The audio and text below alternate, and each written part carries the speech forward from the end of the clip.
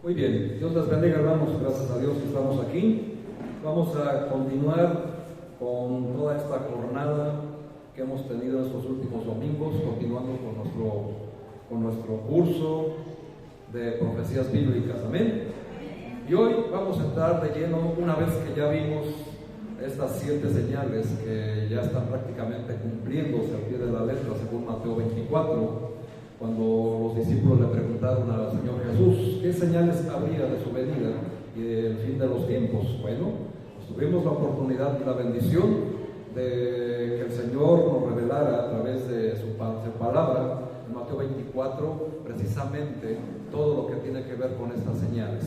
Y todo esto con la intención y el propósito de llegar a la enseñanza, hermanos, de esta mañana, que sin duda para muchos les va a ser de enorme bendición, para otros posiblemente les caiga de peso, para otros les va a generar dudas, conflictos, pero sea cual sea lo que te genere, hermanos, es necesario y es la voluntad de Dios, además, que estés sumamente enterado, enseñado, instruido y lleno de esperanza en este tema tan controversial que tiene que ver con el misterio del arrebatamiento de la iglesia.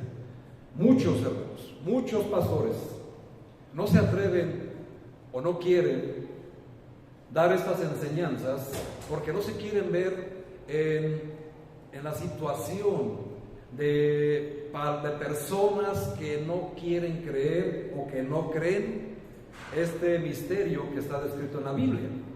Y el propósito de esta enseñanza tampoco, hermanos, es generarte ese tipo de conflictos internos, sino más bien todo lo contrario, abrirte el entendimiento, porque la palabra de Dios es veraz y el hombre sea mentiroso, dice la carta a los Romanos, ¿no es así?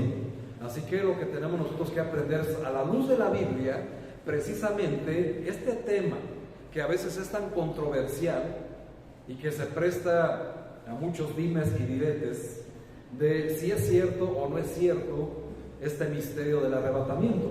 Pero, pues, hermanos, la Biblia pues es la palabra de Dios, y la palabra de Dios pues obviamente viene del Verbo que es nuestro Señor Jesucristo, amén. Y obviamente los que escribieron estas epístolas, en este caso la de los tesalonicenses, fue el apóstol Pablo, inspirado por el Espíritu Santo, dirigido totalmente por él, amén. Así que pues desde aquí estamos empezando para entender este gran misterio, y que ya no es misterio, porque ahora está revelado para la iglesia que alcanzaron los fines de los tiempos. Y viendo precisamente que todo se está cumpliendo al pie de la letra según lo que hemos aprendido estos últimos domingos en la profecía de Mateo 24, dicha por el propio Señor Jesús, pues estamos viendo, hermanos, que estamos rumbo a, y que este misterio es pues inminente. Ahora, el punto aquí es, hermano, es que, como dice aquí en el versículo 15, por lo cual os decimos esto en palabra del Señor. Yo no vengo aquí, amados, a darles mis ideas, ni mis interpretaciones, porque la Biblia no se interpreta de manera privada, sino que la misma Biblia, en palabra del Señor, nos dice, nos va a mostrar que los que habremos quedado hasta la venida del Señor no vamos a preceder a los que ya durmieron. La palabra dormir en la Biblia pues tiene que ver con morir. Así que nosotros tenemos que entender la profecía en palabra del Señor, amén, no en interpretaciones privadas, porque yo respeto también las creencias de cada quien. De algunos, hay pastores que enseñan en esto que son pretribulaciones o post-tribulaciones, que esto va a suceder antes de la tribulación o después de la gran tribulación. O sea, todos los puntos de vista son respetados, pero la palabra de Dios es quien tiene la autoridad para así enseñarlo, amén. Así que precisamente vamos a la palabra de Dios, y estamos ahí en esta primera carta a los tesalonicenses, y en el capítulo 4 Pablo en los versículos 16 y 17, pongan su especial atención ahí, nos dice lo siguiente: porque el Señor mismo, con voz de mando, con voz de arcángel y con trompeta de Dios, descenderá del cielo, y los muertos en Cristo resucitarán primero, o sea, los que ya durmieron. Luego, ¿quiénes? Nosotros, los que vivimos, los que hayamos quedado, seremos arrebatados juntamente con ellos en las nubes para recibir al Señor en el aire, y así estaremos siempre con el Señor. Versículo 18. Por tanto, alentaos los unos a los otros con estas palabras. Y esto es el propósito, hermanos: alentarlos a cada uno de ustedes con este tipo de palabras, con este tipo de enseñanzas, con este tipo de misterios que solo le iban a ser revelados a la iglesia de los últimos tiempos. Y vamos a ver a lo largo de la Biblia y a lo largo de este domingo 4 cositas que nos vamos a totalmente a ponernos, a sumergirnos en la palabra de Dios, para que nos quede bien claro este misterio y no lo tengamos en nuestra mente y en nuestro corazón como algo que es imposible de entender y que a veces hasta nos lleva a dudar de la fe. Y la Biblia misma dice: bienaventurado aquel que no haya tropiezo en mí, dice el Señor. Lamentablemente, a muchas personas, cuando tienen la oportunidad de recibir estas enseñanzas, en lugar de motivarles, de instarles a cambiar de vida, les generan todo lo contrario. Unos se hacen morbosos, otros se enfrían y a otros les es de tropiezo porque no pueden discernir ni digerir estas grandes enseñanzas. Porque están acostumbrados a solamente recibir enseñanzas de que Jesús es bueno, de que Dios es amor, y la Biblia dice que sí es verdad. Y nosotros los pastores estamos obligados a enseñar que Dios es amor, que solo Jesús salva, y así es. Pero también tenemos que enseñar, hermanos, que en la Biblia hay promesas para la iglesia de las cuales tienes que estar bien enterado. Y que también la Biblia enseña que Dios es amor, pero también es fuego consumidor. Y si tú solamente crees en un Dios que es amor y no crees en estas cosas, pues entonces tú no crees en el Dios de la Biblia. Tú crees en un Dios personal que te es muy conveniente para tu estilo de vida, porque no quieres que se te redarguya, que se te llame la atención, que se te corrija a través de la palabra de Dios. Y por eso, hermanos, hoy el propósito no es generarte conflictos, ni ponerte en contra de, pero la Biblia nos dice que la palabra de Dios es útil para enseñar, para redarguir. Redarguir significa contradecir lo que tú crees que sabías de esto. Una de las cosas que nos va a abrir puerta para poder ser enseñados correctamente en la sana doctrina, una cosa que nos va a ser muy útil a la hora de recibir este tipo de enseñanzas, es que hagas a un lado tu ego. Lo más difícil del hombre es desaprender. A lo mejor esta palabra no existe, pero es algo que tienes que tomar en cuenta. Si tú quieres aprender algo de la Biblia, algo del Señor, primeramente tienes que desaprenderlo para poder aprenderlo conforme al contexto correcto. Porque nosotros tenemos ideas de lo que Dios dice, pero en realidad, hermanos, no sabemos realmente cómo es lo que el Señor ha dicho. Solamente tenemos ideas vagas. Así que el ego es el principal estorbo para recibir la palabra de Dios. Y por eso Pedro nos recomienda que nosotros con espíritu de mansedumbre recibamos la palabra de Dios. Y que con esa misma actitud defendamos nuestra fe para todo aquel que demanda la fe que tenemos en las promesas que el Señor ha dejado para su iglesia. Y por eso es importante entender. Ahora, dicho lo cual, hermanos, vamos a entrar de lleno a esta enseñanza y vamos a ver solamente 4 cositas, y eso nos tiene que abrir el entendimiento. Y ese es el propósito de Romanos 12, cuando le dice a la iglesia de Roma, precisamente Pablo, que tienes que renovar tu mente y no conformarte a lo que este mundo te ha enseñado, sino renovar tu mente para que compruebes cuál es la buena voluntad de Dios, agradable y perfecta. Amén. Amén. Amén. Los hermanos, hablen, hermanos. ¿Están aquí o no están aquí? Amén. Tienen que, con convicción, hermanos, con convicción. Primeramente, la palabra arrebatados se traduce de una palabra griega que dice harpazo, que significa literalmente lo siguiente: apoderarse de, o sacar de, arrebatar de. Y se describe, hermanos, este pasaje de la gloriosa verdad y un misterio que no estaba revelado, que se reveló hasta que fue enviado Pablo a los gentiles, como se le conoce, el apóstol de los gentiles, para revelar estos misterios. La palabra revelar, y de hecho hay un libro que se llama Revelaciones, que es el Apocalipsis. Si significa revelar, significa recorrer la tela. Ustedes han visto cuando se inaugura un centro comercial o que una agencia de vehículos va a revelar un vehículo, un auto nuevo. Lo que hacen es hacer todo un show y tapar y hacer todo un preámbulo, y después de dar dichas señales y dichas situaciones o dichas características, pues lo que terminan haciendo es descorrer la tela y revelar precisamente lo que quieren mostrar al público. Bueno, pues precisamente eso significa revelar, recorrer la tela para enseñar o mostrar lo que se quiere enseñar al público.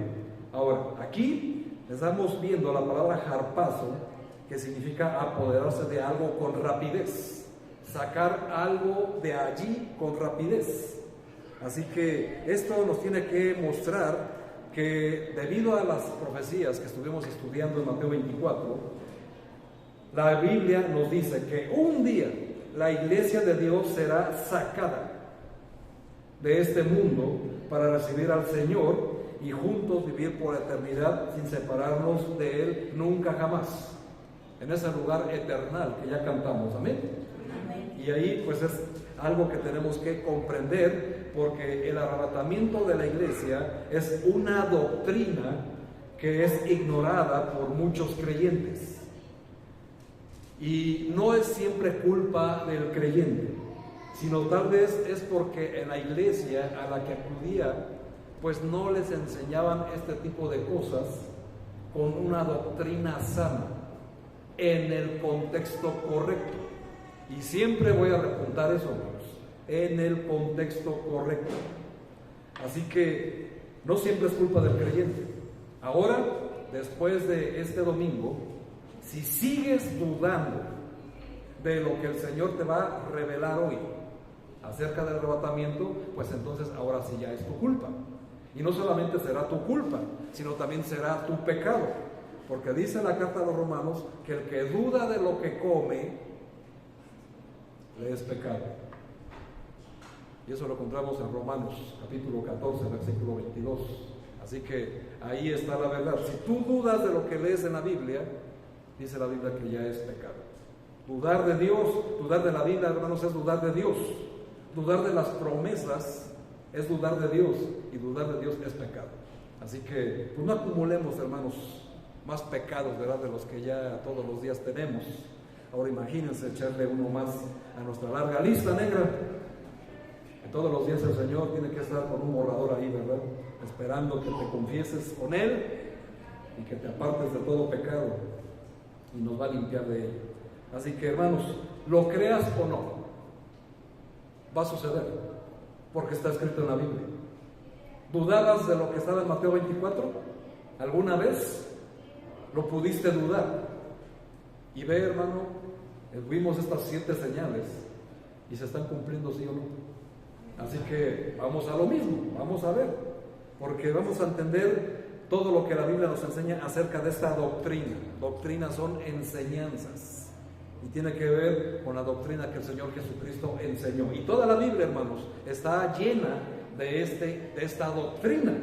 Así que primeramente vamos a ver en el Antiguo Testamento, porque en el Antiguo Testamento ya había precisamente señales, ya había cuadros, ya había tipos, ya había imágenes de este glorioso evento. Y hermanos, tenemos que entenderlo, porque desde el Antiguo Testamento los profetas del Señor ya estaban mostrando cómo iba a ser esto del arrebatamiento. Vamos al Antiguo Testamento, hermanos. Vamos a Génesis capítulo 5, versículo 24, y vamos a ver aquí algo sumamente espectacular con uno de los patriarcas llamado Enoc. Génesis 5, versículo 24. ¿Están ahí?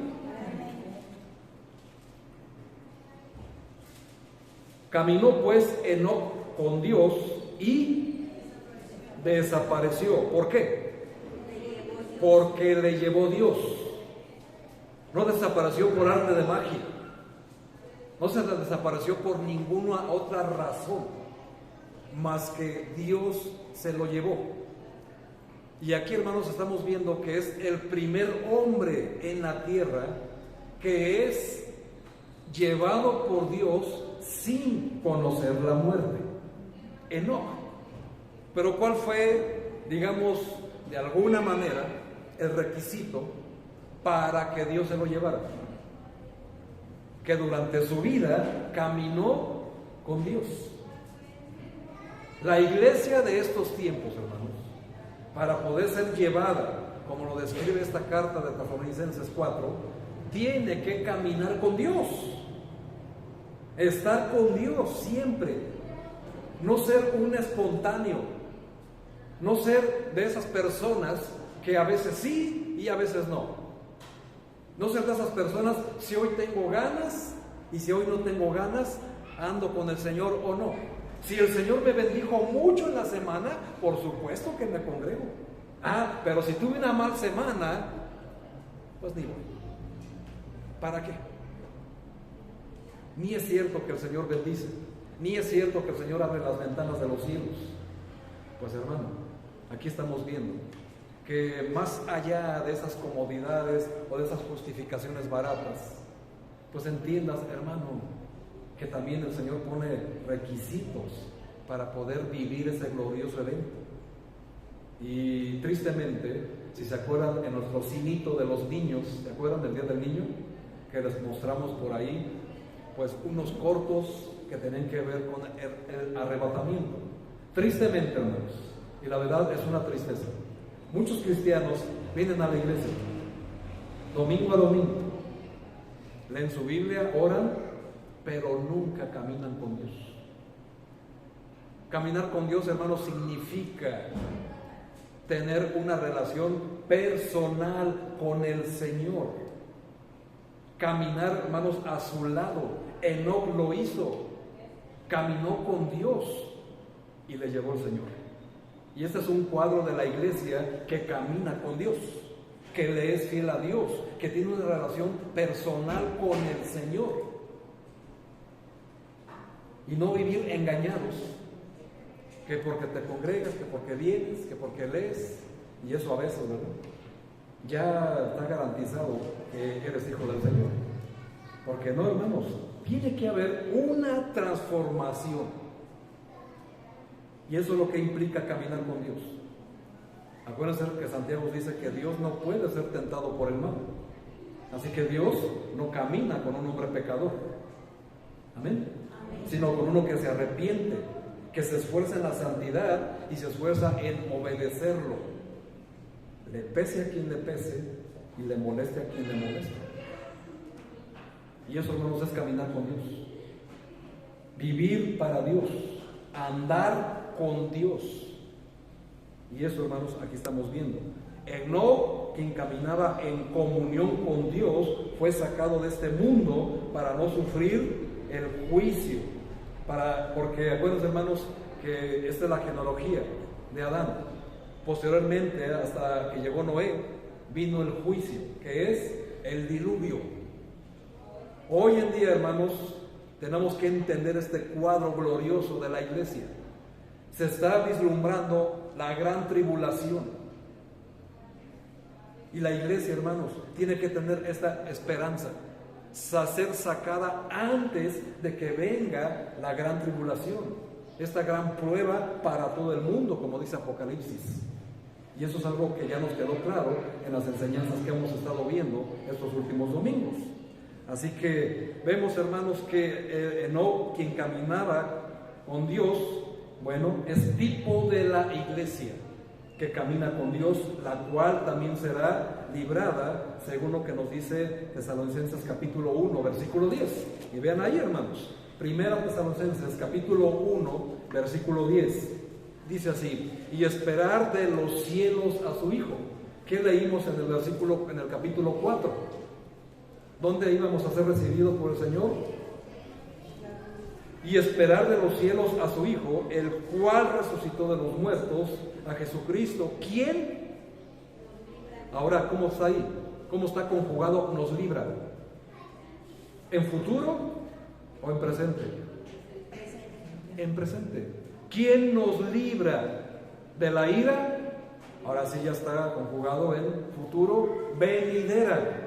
La ira venidera, hermanos, es el juicio de la gran tribulación sobre todas las personas que rechazaron en vida el Evangelio. Y también muchos cristianos que se dicen cristianos, pero que no tienen una comunión personal con el Señor Jesús. Hay que caminar con Jesús, hermanos, así como está. Otro ejemplo, hermanos, pues los tenemos con Lot, en Génesis capítulo 19. Otra vez vamos al Génesis capítulo 19. Para no hacer la lectura larga, solamente se las voy a resumir. Lot, hermanos, pues era el sobrino de Abraham.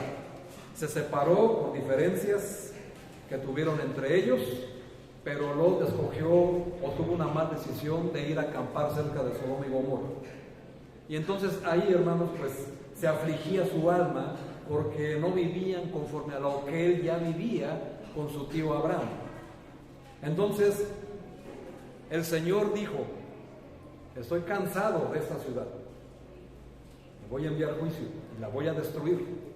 Y fue y le habló a Abraham a decirle lo que iba a hacer con Sodoma y Gomorra. Abraham, amando a su sobrino, le dijo: Señor, vas a destruir una ciudad aunque exista un justo ahí. Y el Señor ahí empezaron digamos que a negociar, ¿verdad? Donde el Señor le dice: si hubiera 50 justos, no la voy a destruir por amor a esos. Y Abraham, al ver que pues era imposible, ¿verdad?, dice: 40, 30, empezó a regatear, ¿verdad?, como se dice coloquialmente, hasta que dijo el Señor: bueno, está bien, Abraham, por amor a esos 10, no la voy a destruir. Y entonces Abraham, ya sabemos la historia, el Señor envía a 2 ángeles a rescatar a Lot antes de que venga el juicio. Y los ángeles le dicen a Lot: huye, huye con tu familia, porque el Señor ha determinado destruir estas ciudades por el pecado que ya le llegó, que ya le colmó la paciencia. Hermanos, este mundo ya le está colmando la paciencia al Señor. Y precisamente vemos cómo la advertencia de los ángeles a Lot pudo salvar su vida con sus 2 hijas. Y pues cabe redundar ahí, ¿verdad?, de la esposa de Lot, que añoraba la vida del mundo. En Sodoma le gustaba la vida. Y ya sabemos la historia, ¿verdad? Le dijo el ángel: no mires atrás. ¿Y qué hizo la mujer? Desobedeció y miró atrás. Y eso nos enseña la doctrina que todos los que van a quedarse ahí son los que miran atrás, los que prefieren quedarse en el mundo, los que prefieren quedarse en las religiones, los que prefieren quedarse en sus propias opiniones. Se van a quedar como la esposa de Lot, como una estatua de sal. Y va a venir el juicio de Dios, y ya sabemos la historia, ¿verdad? Destruyó estas 2 ciudades por el pecado que abundaba enormidad. Pero estos hombres, este hombre con sus hijas fue rescatado. También es un ejemplo, un cuadro de que iban a ser sacados antes de que viniera el juicio de Dios. Asimismo, la iglesia será librada de los juicios que vendrán sobre los moradores de la tierra. Y ya estamos viendo, hermanos, estamos en Génesis. Ahora vamos a avanzar un poquito. Vamos a Segunda de Reyes, segundo libro de Reyes, en el capítulo 2, versículo 11. Segundo libro de Reyes, capítulo 2, versículo 11. Estamos apenas viendo los cuadros, las imágenes que el Señor ha dejado de lo que va a suceder con la iglesia. Segundo de Reyes 2, 11, ¿estás ahí? Estamos hablando del profeta Elías. Y dice así: y aconteció que yendo ellos y hablando, he aquí un carro de fuego con caballos de fuego apartó a los dos. Y Elías, ¿qué hizo? En un torbellino subió al cielo. Elías, hermanos, es el segundo hombre en ir al cielo sin conocer la muerte. Otro cuadro perfecto de lo que nos enseña la carta a los tesalonicenses. Enoc y Elías, mis amados, son figuras del arrebatamiento de la iglesia, del traslado del cielo de muchos que sí creyeron en Jesús, sin necesidad de pasar a través de la experiencia amarga de la muerte. Y tenemos que entender, hermanos, que Hebreos 9:27 dice que está establecido que de una sola vez el hombre, cuando muere, una vez muertos para siempre, y de ahí sigue el juicio. Pero para los creyentes no aplica así, porque aquí estamos viendo, hermanos, la doctrina que echa bajo fundamentos que por ahí religiones populares, que hay un purgatorio y que hay una segunda oportunidad, ¿verdad? Pues totalmente es falso, hermanos. Hebreos 9:27 te ayuda a echar a la basura esos argumentos de que si tú oras mucho, oras por los muertos, te bautizas por los muertos y das mucho dinero en indulgencias por los muertos, es posible sacarlos del purgatorio. Hermanos, la Biblia jamás habla de ese lugar. No existe el purgatorio. Ese es un invento de la iglesia popular para llenar sus arcas de mucho dinero, ¿verdad? Aquí que con eso echamos abajo. Así que nosotros tenemos que ver que la Biblia, que es la autoridad máxima para todo creyente, nos está diciendo desde el Antiguo Testamento lo que va a suceder con la iglesia. Así que tenemos que ver. Ahora, en el Nuevo Testamento también encontramos esta enorme doctrina, este enorme misterio en el libro de Apocalipsis. Y vayamos hasta, fíjense, hermanos, desde Génesis, ahora vamos por Reyes hasta Apocalipsis, y busquemos el capítulo 4, donde vamos a ver precisamente algo con el apóstol Juan, a quien se le reveló el Apocalipsis. Y este es el misterio también. Apocalipsis 4, versículo 1 y 2. Después de esto miré, y he aquí una puerta abierta, ¿en dónde? En el cielo. Y la primera voz que oí como de trompeta, ya te vino a la mente, tesalonicenses, hablando conmigo, dijo: sube acá, y yo te mostraré las cosas que sucederán después de estas. O sea, lo que les iba a pasar a las naciones que rechazaron el Evangelio. Versículo 2, y vean, hermanos: y al instante yo estaba en el Espíritu, y he aquí un trono establecido en el cielo, y en el trono uno sentado. Aquí ya estamos viendo, hermanos, lo que vio Juan, la visión que vio estando en la isla de Patmos. Ahora, aquí estamos viendo, hermanos, cómo va a ser. Tesalonicenses nos dice que se va a tocar la trompeta. ¿Amén? ¿Sí o no? Muy bien. En el Antiguo Testamento, cuando el Señor quería reunir a su pueblo para darles indicaciones. Por medio de Moisés les dijo que tenían que tocar el shofar, la trompeta, y les dio instrucciones precisas de tonos de trompeta para llamar a su pueblo. Y entonces, hermanos, siempre vemos en el Antiguo Testamento que cada que los sacerdotes tocaban el shofar, el pueblo se reunía. Y vean qué interesante, hermanos, aplicación. Domingo a domingo, el Señor toca el shofar. Te reúnes con tu pueblo, te reúnes con el pueblo de Dios, o siempre tienes excusas y pretextos para justificar tu ausencia. Porque dice Tesalonicenses que se va a tocar la trompeta ese día. Y vean, Pablo y Juan están precisamente en el mismo sentido. Juan también dice que él escuchó una voz como de trompeta. Hermanos, ese día que venga el arrebatamiento, se va a tocar la trompeta, pero solamente los hijos de Dios, los que caminaron con Dios, la van a escuchar. No la van a escuchar todos los inconversos y todos los que no aceptaron el Evangelio. Esta trompeta solamente va a ser audible para los verdaderos hijos de Dios. Y eso es lo que vemos en los videos que mostramos, donde va a venir ese día, incluso estando en la iglesia, se va a tocar la trompeta, según la imagen, ¿verdad? ¿Y qué sucede, hermanos? ¿Se fueron todos o se quedaron algunos? Y no vemos ahí el video, que se quedaron así, estupefactos, y lo que después procedió de ellos fue caer de rodillas, llorar, porque ya no hay vuelta de hoja. Por eso, hermanos, es imperante que entiendas la premura de santificarte y de tener una relación personal con el Señor Jesús, porque esto es personal. La relación con el Señor Jesús es personal, no es matrimonial. Lo siento mucho, no es matrimonial.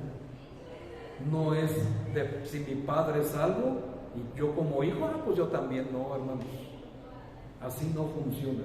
Tiene que ser personal. Cada persona tiene que tener una relación personal con su Señor y su Salvador. ¿No es así? Así que lo tenemos que hacer. Ahora, pues es importante entender, hermanos, que esto que ilustra Juan le va a ser llamado a subir al cielo. Y aquí lo estamos viendo con Juan. Ahora, cuando ve abrirse las puertas del cielo, oye la voz como de trompeta de Dios diciendo, sube acá. ¿Y qué sucede? ¿Qué dice Juan? Al instante. Y nos dice otro pasaje, hermanos, en 2 Corintios. Por favor, 2 Corintios, capítulo 12. Segunda carta a los Corintios, capítulo 12, versículos 3 y 4. Hablando de lo que Pablo también vio en una visión. 2 Corintios 12, 3 y 4 dice, y conozco a tal hombre, si en el cuerpo o fuera del cuerpo no lo sé, Dios lo sabe, que fue arrebatado, ¿hacia dónde? Donde oyó palabras inefables que no le es dado al hombre expresar. Vean, hermanos, Pablo también lo ilustra.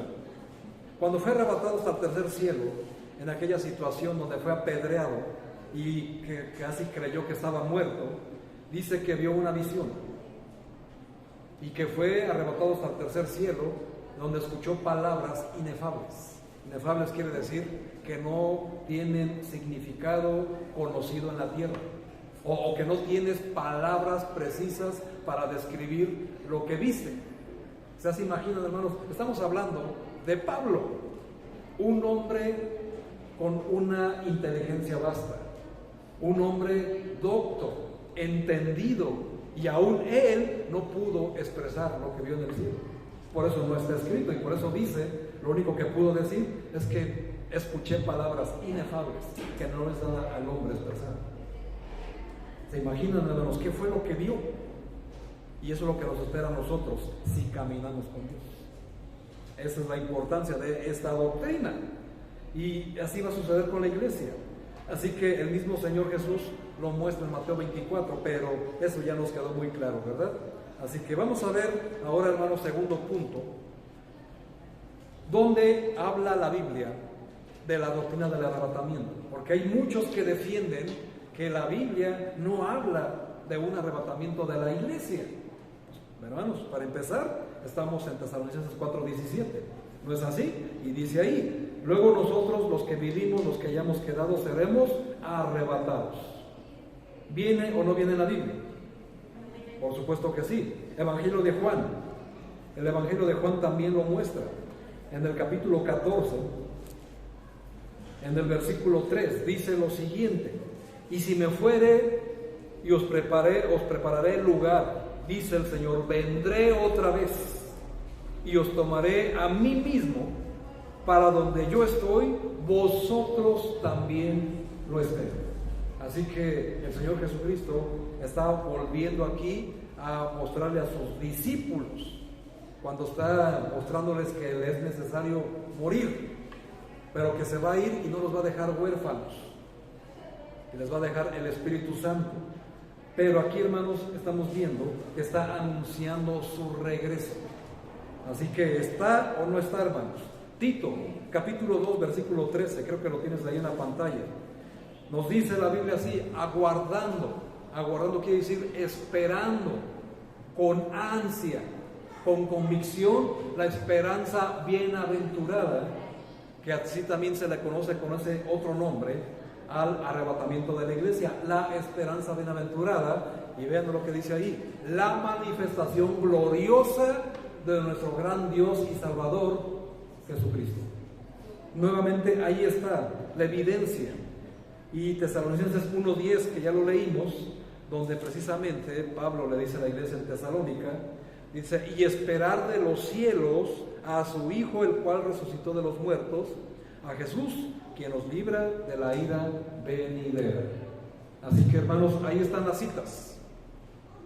Si alguien lo puede objetar en el contexto correcto, es libre de hacerlo. Pero si nos estamos dando cuenta, hermanos, Pablo está hablándole a la iglesia. Amén.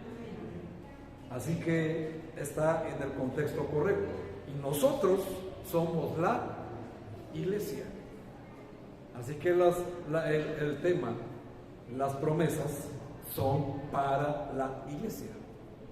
Y ya vimos desde el Antiguo Testamento, hermanos, que por supuesto que es algo posible ser arrebatados sin conocer o pasar por la amarga experiencia de la muerte.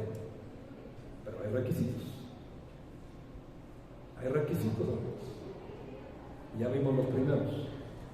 Caminar con Dios.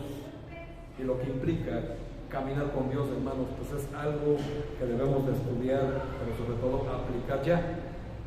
No es: ay, pastor, pues es que primero quiero terminar mis estudios, déjame culminar ese negocio. Les dije lo mismo anterior, hermanos. Seguir a Cristo no es fácil.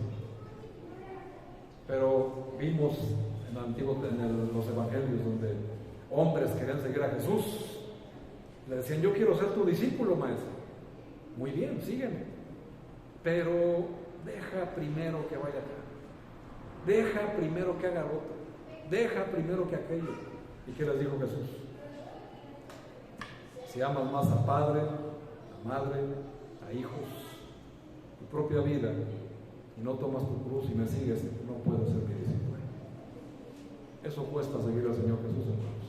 Dejar todo por el Señor Jesús. Ahora, no lo digo en un modo irresponsable, ¿verdad? Porque hay muchos que dicen: ay, pastor, usted mismo está justificando que entonces yo no debo de trabajar, yo no debo de esforzarme en los estudios. No, hermano, yo no estoy diciendo eso. Estoy diciendo, hermanos, que el que no aborrece. Ahora, cuando habla de aborrecer, no quiere decir que odies a tu cónyuge, que odies a tu padre o a tu madre que no quieren congregarse. No. Aborrecer significa literalmente amar en menor grado, amar en menor medida. Eso es lo que significa aborrecer. Tu misma vida amarla en menor grado de lo que se tiene que amar al Señor. ¿O no dice así la Biblia? Cuando le preguntaron, Señor, tú que sabes todo, a ver, dime, ¿qué dice la Biblia? ¿En qué se resumen los mandamientos? En 2, amarás al Señor tu Dios y a tu prójimo como a ti mismo. Pero también el requisito de amar a tu Dios es amarlo con todas tus fuerzas, con toda tu alma, con todo tu corazón, con todo lo que eres. Amar por encima, hermanos, a Dios sobre todas las cosas incluye seres humanos. Si nos incluye a nosotros mismos, ¿se imaginan a los demás? Porque ahí incluye, hermanos, también nuestra vida, nuestra justificación de querer decirle al Señor, Señor, pero es que mira, yo no puedo, yo no quiero, yo no hago. Bueno, aquí están las citas, hermanos. Ahora vamos a ver las características de cómo va a ser, porque también es algo que tienes que aprender. Y aquí es donde muchos se pueden empachar.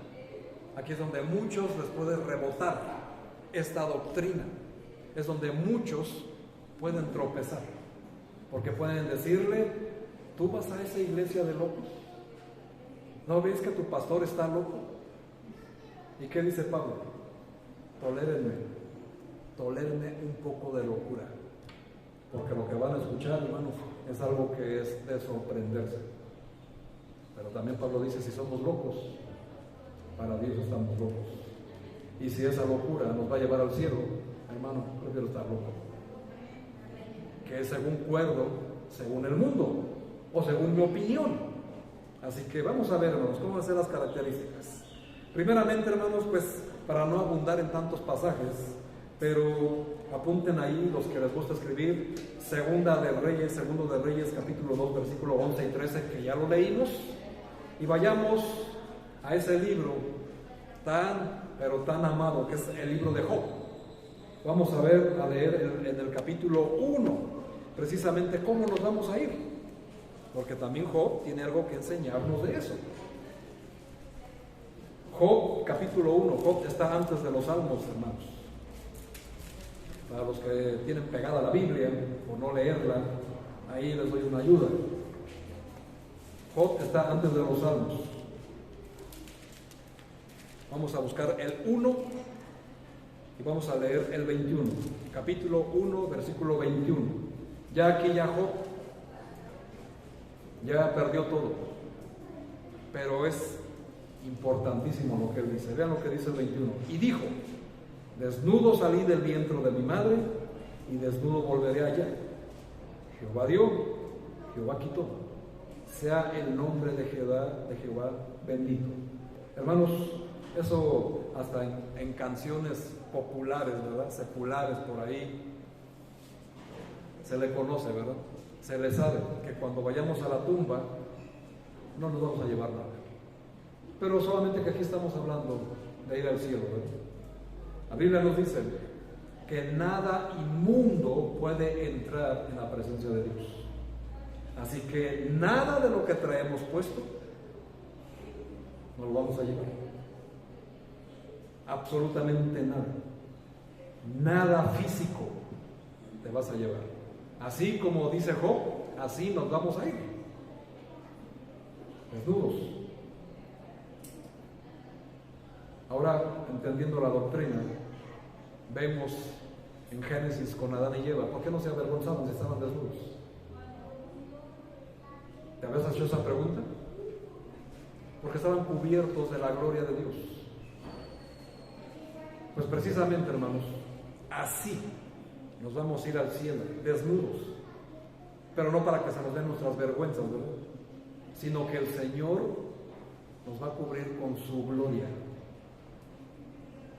Y su gloria, hermanos, no tiene que ver con atuendos físicos, sino con atuendos espirituales.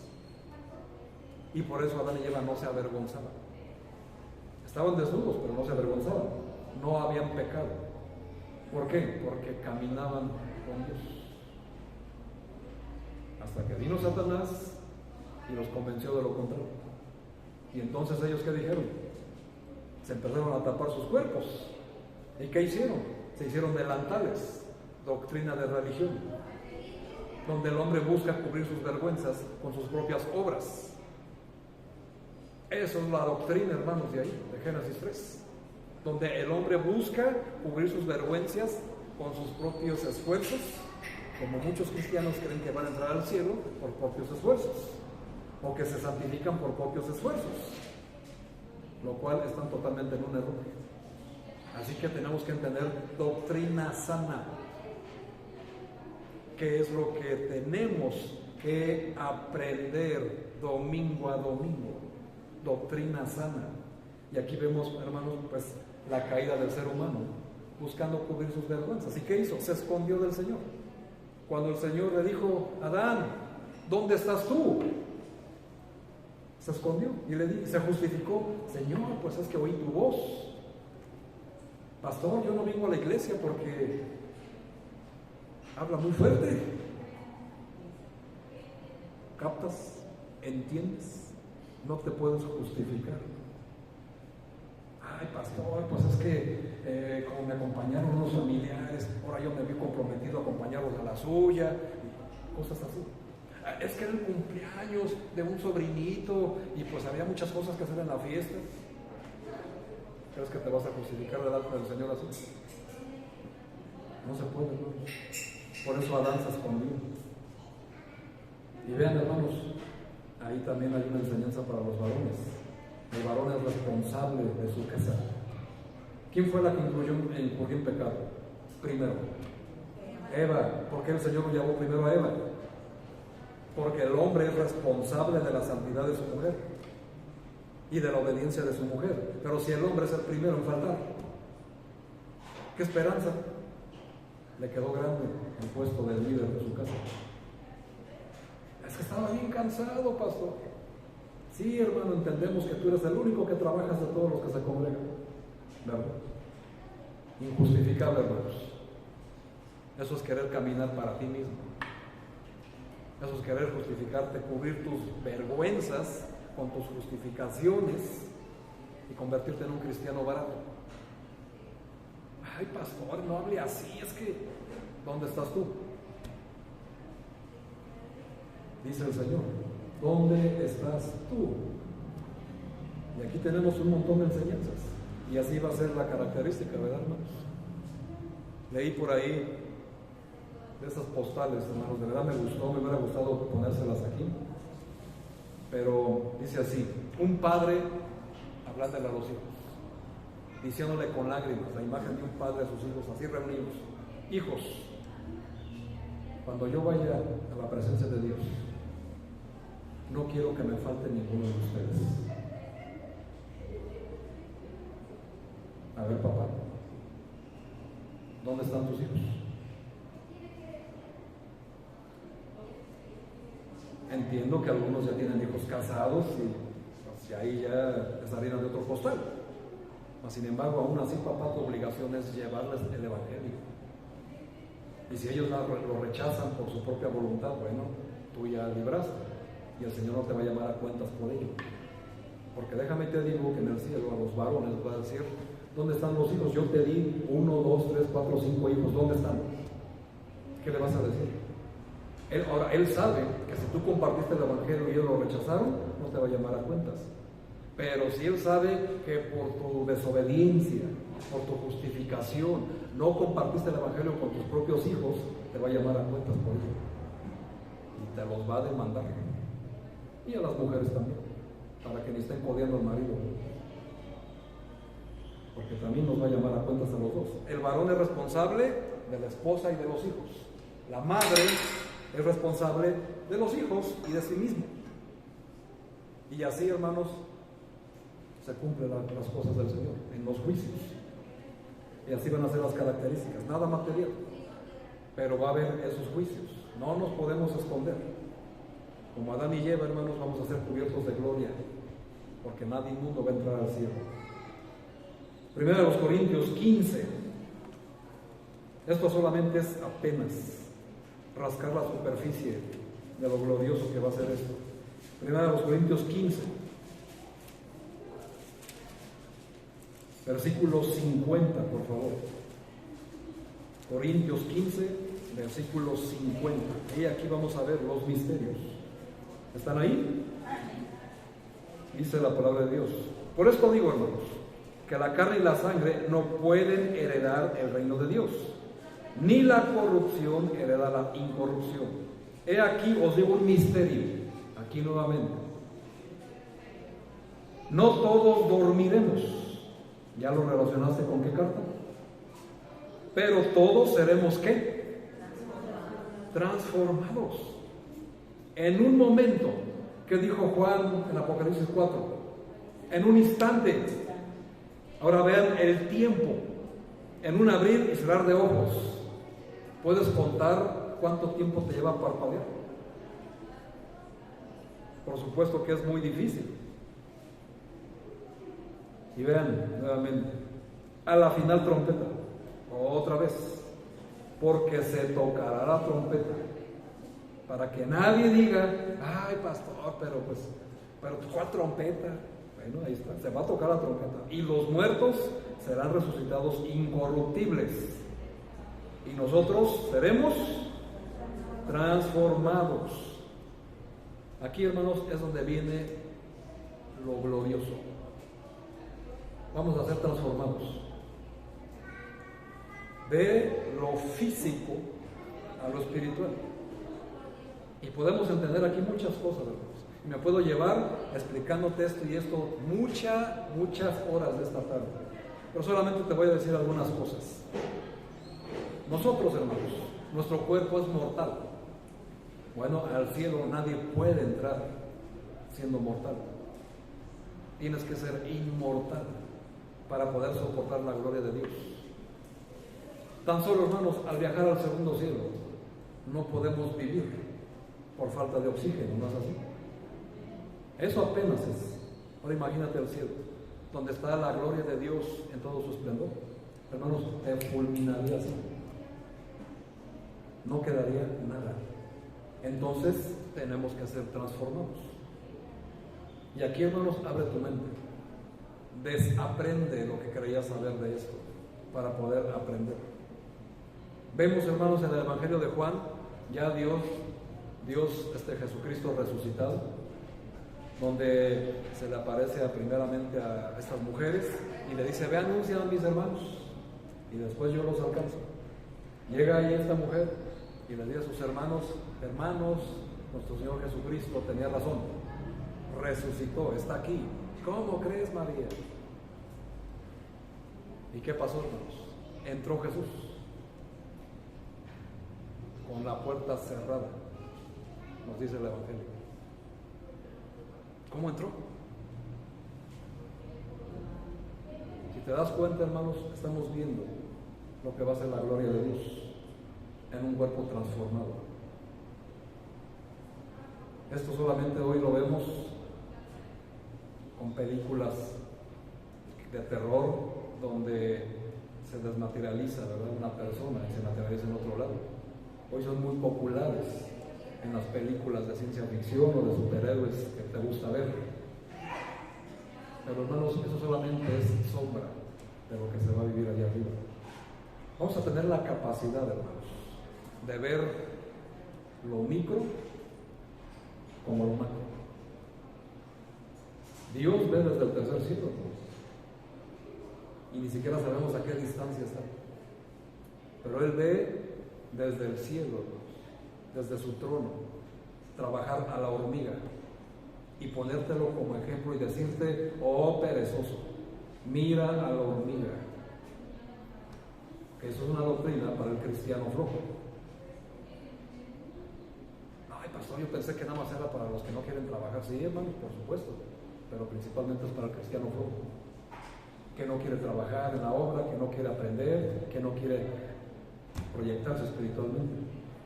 Vamos a tener esa capacidad. El Señor Jesús, hermanos, traspasó la puerta, y no como un fantasma, físicamente, porque estaba Tomás, así como tú comprenderás, ¿verdad?, que dijo hasta no ver a Jesús y meter su dedo en sus manos y mi costado en su llaga, mi mano en su llaga, no creeré. ¿Y qué fue lo que hizo el Señor Jesús? Aquí está Tomás, atraviesa tu mano, tu dedo, pásalo por aquí, y tu mano mételo en mi costado y verás. ¿Y qué dijo Tomás? Cayó de rodillas diciendo: Señor, Dios mío y Señor mío. Y eso, hermanos, es para todos los que de verdad son sus hijos. Eso va a suceder. Vamos a tener esa capacidad de ir a otros lugares que no se puede ir sin oxígeno. Y a veces, hermanos, eso no lo logramos ver en la Biblia. ¿Por qué? Porque somos tan inmaduros que creemos que es un cuento bonito, que es como contarle el joco, pero para los adultos. O sea, te espanto para que te portes bien. Pues no, hermanos. ¿Creen que Dios miente? La Biblia lo dice. Dios no es hombre para que mienta, ni hijo de hombre para que se arrepienta. Lo que habló, lo hará. Lo que prometió, lo ejecutará. Y aquí estamos viendo, hermanos, Pablo precisamente, porque a Pablo fue al que se le dieron estos misterios. Recorrerles la cortina a las iglesias. Y aquí está la cita, hermanos. No es algo que me estoy inventando. Y si se dan cuenta, los pasajes que he estado leyendo están en el mismo contexto, porque hablan del mismo tema. Y el Señor jamás enseña algo sin primero enseñárselo a sus siervos, los profetas. Así dice la Biblia. Así que, mis amados, aquí está la verdad, aquí está la realidad. Ahora, si no lo quieres creer, bueno, pues tienes un problema y un pecado. Ahora, si lo crees, pues tienes una responsabilidad, ¿no?, de entenderlo en el contexto correcto. No nos vamos a llevar nada, hermanos, físico, porque vamos a ser transformados en gloria, una gloria que está más allá de nuestro entendimiento. Pablo no lo pudo describir. Hermanos, nosotros, ¿qué somos comparados con Pablo? Nada, hermanos, y no lo digo en un tono despectivo, porque somos siervos de Dios. Y en Apocalipsis vemos que Juan, cuando se encontraba delante de ese ángel, se postraba, y el ángel le dijo: espérate tantito, Juan. Lo levantaba de las orejas y decía: tranquilo, somos consiervos, no te postres delante de mí, póstrate delante del Señor. Y eso es lo que tenemos que hacer, hermanos, postrarnos delante de Jesús en todo momento, en todo tiempo, caminar con Él. Si a lo mejor somos incrédulos como Tomás, pues, hermanos, más nos valiera creerle, porque el día que venga y suene la trompeta y no la escuches y ya no vuelvas a ver a tus hermanos, a tu cónyuge, a tus hijos, no te van a alcanzar las lágrimas para decir: me acuerdo que aquel día el pastor enseñó sobre eso y yo dije, estaba loco ese hombre. Y yo sé que muchos lo piensan, porque la primera vez que yo escuché esto, por supuesto que también dudé. Pero una vez que fui confirmado en la fe, como los discípulos de Berea, ¿verdad?, me puse a estudiar para ver si esto era así. Ahora, hermano, si tú no me crees, ahí están las citas. Confirma tú si no es así, antes de querer juzgar a quien te está enseñando esto. La Biblia nos dice que la hora del arrebatamiento nadie la sabe. El día y la hora exacta nadie la sabe, solo Dios. Pero el Señor nos ha dejado señales para conocer los tiempos, y por eso sabemos que el tiempo de la siega está cerca. Y si se acuerdan, hermanos, por ahí les dejé una tarea: estudiar la parábola de la higuera en Mateo, y que lo compararan con el Salmo 90, donde vieran, hermanos, precisamente que la higuera es la nación de Israel. En 1940, ¿y qué les dije? 48, renació, reverdeció la nación de Israel. Y Cristo dice, cuando ves la higuera renacer, ver que el final está cerca. Ahí, hermanos, vemos que dice que esta generación no pasará sin que estas cosas sucedan. Y vemos que el Salmo 90 nos dice que la generación es de 80, de 70, y los más robustos, 80 años. Y de los años que han venido, desde 1948 a la fecha, ahí hicieras tu suma. Así que, hermano, el tiempo está cerca. El día y la hora exacta nadie la sabe, pero las señales las dejó el Señor. Y ya las vimos en Mateo 24, amén. Así que de aquí, hermanos, tú sabrás si las crees o no las crees, o crees que todavía tienes un tiempo para portarte mal, o vivir eso que quieres vivir como joven, o realizar tus sueños en esa área. No te estoy diciendo que no lo hagas, solamente no te apartes del Señor, camina con Él, pero Señor, hasta después. Acuérdense, hermanos, Lucas dice, el que mira atrás, el que pone su mano en el arado y mira hacia atrás, como la esposa de Lot, no puede ser mi discípulo. Así que ahí es importante que entendamos. ¿Cuándo va a ser la hora, hermanos? Pues cuando el Señor nos llame, ¿verdad? Solamente el Señor, en su sola voluntad, sabe la fecha y la hora exacta. Cuando Dios le diga, preparar todo porque la siega está lista. Es decir, a los segadores, sieguen la tierra. Y vendrá. Y se quedará el trigo limpio. Y como algo ahí añadido a eso, acuérdense, hermanos, la iglesia de hoy está siendo zarandeada para que solamente quede arriba el trigo limpio. Y todo solo abajo cae lo que es la basura, la cáscara, lo que no sirve del trigo limpio. Que eso que cae, pues son los cristianos que no son cristianos. Caen los cristianos que no quieren santificarse. Caen los cristianos espontáneos, los cristianos de domingo, que solamente son cristianos los puros domingos, y los demás días viven como cualquier hijo de vecino y no como hijos de Dios. Y por eso estamos siendo zarandeados. ¿O por qué creen que la violencia está como está? ¿Para qué creen que Dios permite esto? Es que es un ogro y el Señor no me escucha, hermano. Es un juicio. Lo que estamos viviendo en la violencia es un juicio. ¿O qué esperabas o qué pensabas? ¿No dice así también cuando el Señor dijo, como en los días de Noé? Así también será, hermanos. Y lo estamos viviendo. Estamos viendo cómo celebran el asesinato, pero defienden más la vida de un perrito. Si matas un perrito, a la cárcel te vas. Pero si matas un ser humano del vientre de una mujer, estás defendiendo tus derechos. Hermanos, nosotros somos pro vida. Y estamos a favor de la vida, en todo sentido. Porque la Biblia dice, no matarás. Y punto. Amén. Así que aquí estamos viendo, estamos siendo zarandeados por todas esas filosofías. Y como dice el Señor, aún los escogidos van a ser engañados.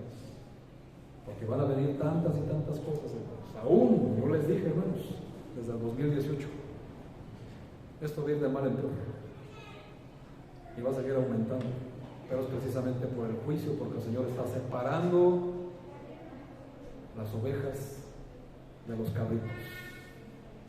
Y si a una persona le parece una predicación muy fuerte, lo único, y ya no regresa a la iglesia, lo único que está demostrando pues es que no es oveja.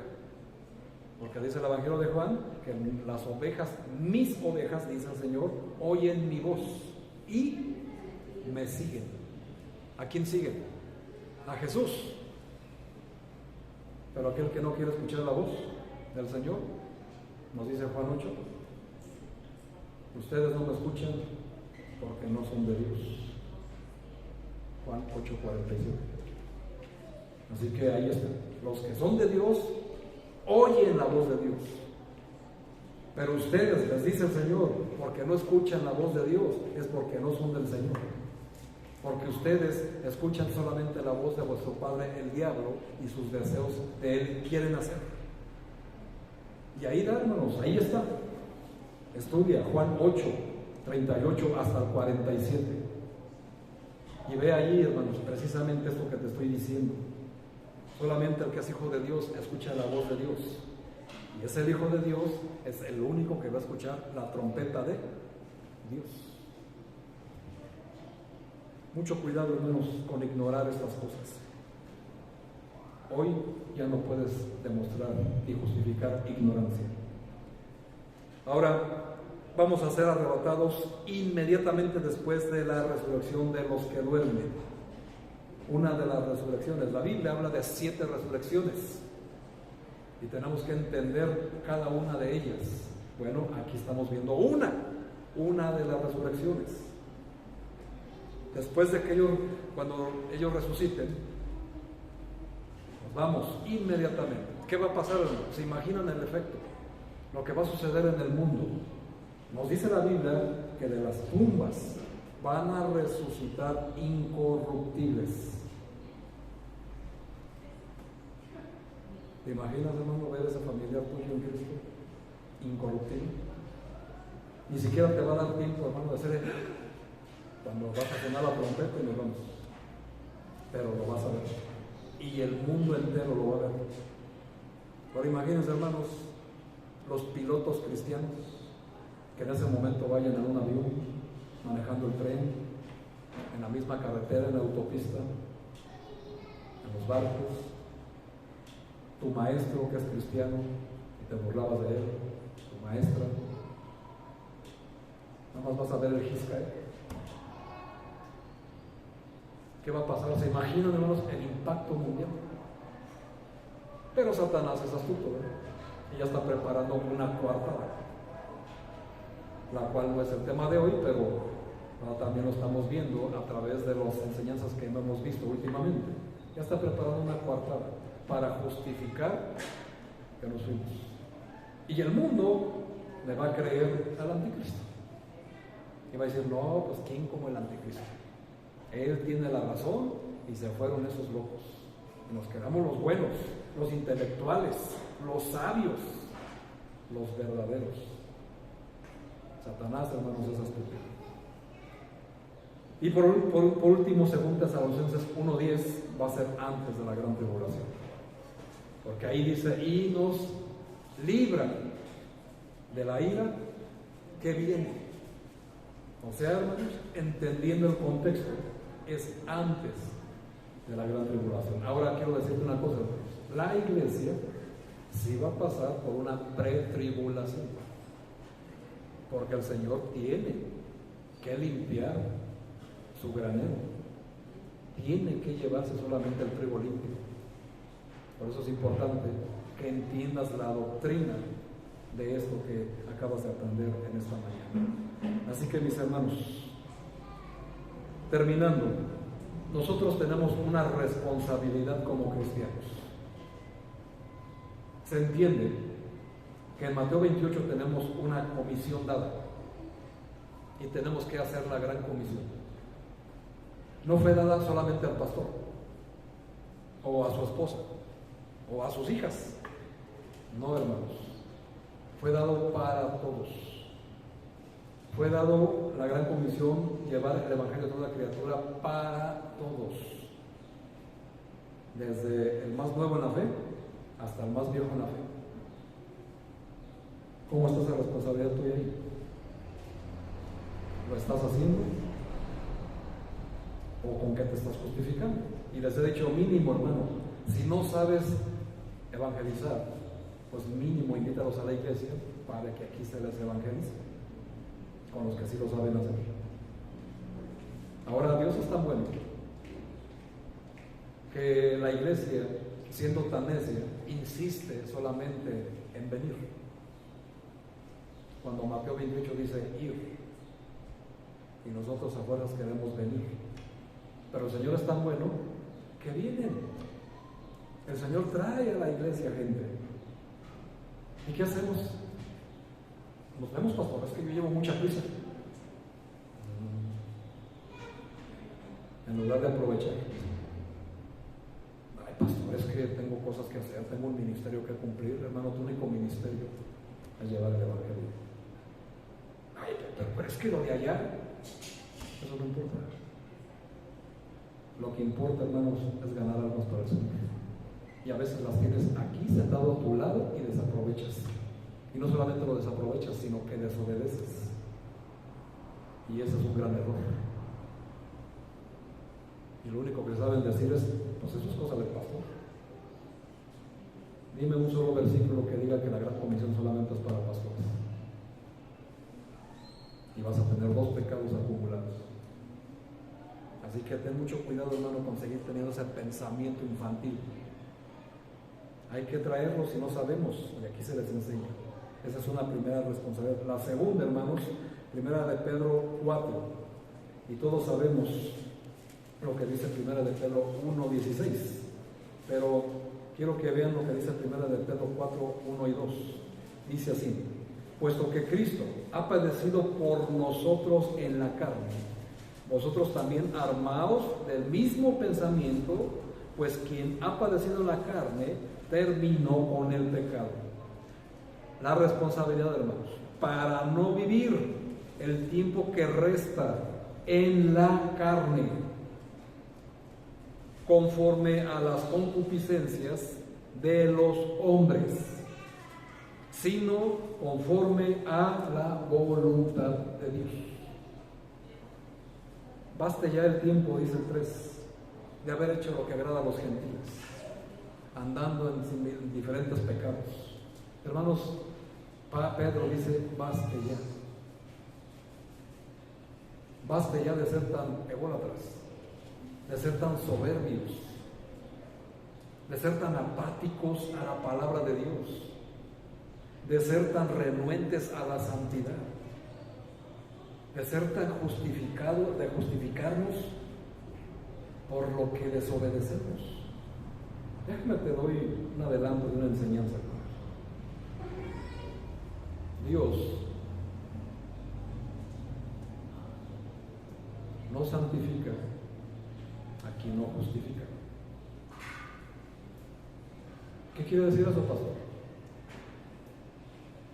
Que Dios no justifica a quien Él no santifica. O sea, si tú no eres justificado por el Señor, imposible que te santifiques. No va separado. Tú no puedes vivir una vida santa si no estás justificado por Dios. Entonces ahora entiendes el comportamiento de algunos cristianos que viven como cualquier impío, como cualquier inconverso.